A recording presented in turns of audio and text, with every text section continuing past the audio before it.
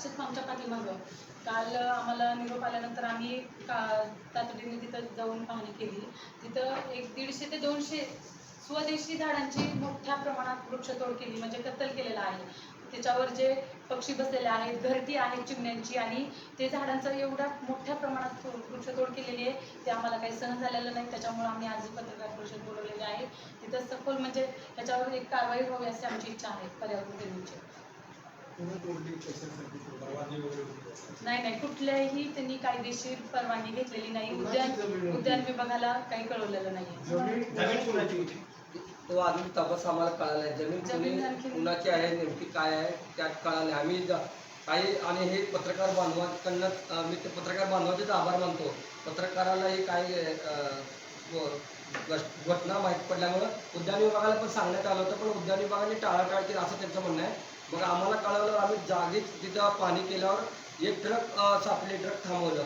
मग त्यांच्या आजूबाजूच्या सांगण्यानुसार असं कळालं की गेली 10 दिवस इथं मोठ्या प्रमाणात वृक्षतोड होती आणि ही 15वी ट्रक होती.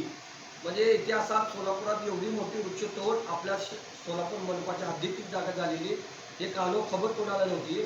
तर ही मोठी ट्रक आम्ही पकडून पोलीस स्टेशनमध्ये तिथं ठेवलेली आहे. त्याच्यानंतर उद्यान अधीक्षक आले, वन विभागाचे काही अधिकारी आले, पोलीस प्रशासन आले आणि तिथलं मुजावर म्हणून एक मुकादमा आहे जो MIDCतील कारखानदारांना यांना तो पुरवत आहे अशी माहिती मिळाली. तो सुद्धा रवी आमच्या अंगावर करत होता. वहिनी साहेबांनी सुद्धा त्यांना राबवलं छान. तो इतका मुजोरी की आम्हाला गुन्हा केला तर काय होणार नाही अशा अरवी भाषेमध्ये मुजोरी करणारा तो मुजावर नावाचा एक व्यक्ती तिथं होता. त्याची गाडी मालकीचा तो मालक होता. मग नंतर पोलीस प्रशासनाच्या मदतीने आम्ही त्यांना तिथे नेलेलं आहे. पंचनामा जवळजवळ संपत झालेला आहे. आज त्याच्यावर कायदेशीर कारवाई करण्यात येईल मनपा प्रशासनाने. किती झाडं तोडली?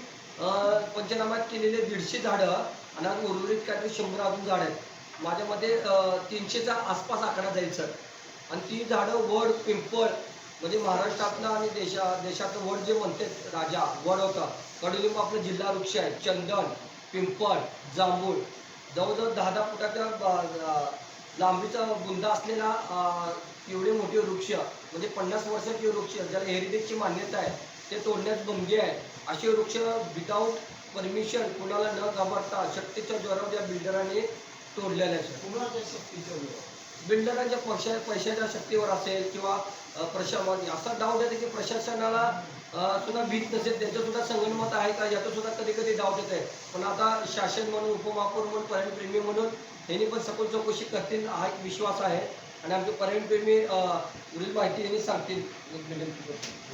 जांभूळ ही 2 झाडं तोडण्यात आल्याची त्यांनी मला सांगितलं आणि ते पेपरमधून सुद्धा वाचण्यात आलं.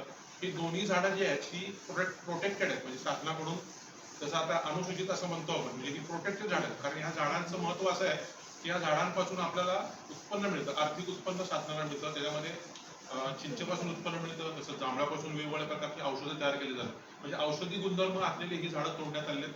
हा सर्वात मोठा गुन्हा ठरतो. आणि दुसरं, त्या झाडांवरती झाडं तोडली असं नाही, त्या झाडांवरती अनेक पशु पक्ष्यांचा नैसर्गिक अधिवास आहे. त्या झाडावरती पक्ष्यांमध्ये बुलबुल म्हणा, कोकिळा म्हणा किंवा इतर जे पक्षी आहेत ते आपलं घरटं बांधतात. त्याच प्रकारे खारुताई, स्पॅरो ज्याला आपण म्हणतो, की खारुताई सुद्धा त्याचं त्या ठिकाणी नैसर्गिक वसतिस्थान असतं. त्याचप्रमाणे इतर अनेक जे सरपटणारे प्राणी आहेत त्यामध्ये सरडा सुद्धा त्या झाडावर राहतो. त्यामुळे हे जे नुकसान झालेलं आहे फक्त झाडांचं नुकसान झालेलं आहे, त्याबरोबरच त्या वन्यजीवांचं सुद्धा नुकसान झालेलं आहे आणि त्या वन्यजीवांच्या पुढच्या पिढीचं सुद्धा नुकसान झालं आहे. फार मोठं नुकसान हे झालेलं आहे.